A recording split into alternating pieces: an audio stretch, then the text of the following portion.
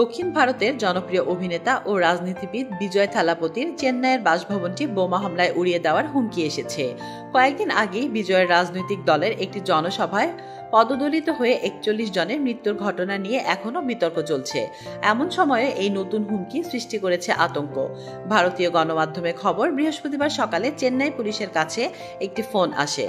এক ব্যক্তি সেই ফোন কলে জানায়, ভবিষ্যতে বিজয় যদি আর কোনো জনসভা করেন তবে তার বাড়ি বোমা মেরে উড়িয়ে দেওয়া হবে।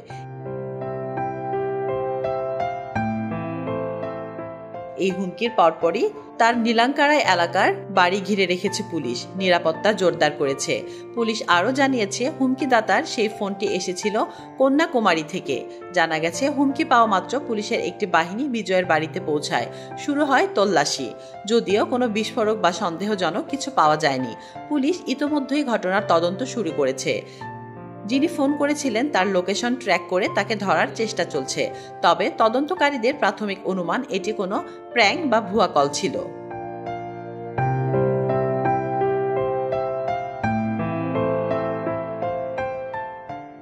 তাসলিম আক্তার শিমু, SBS বাংলা।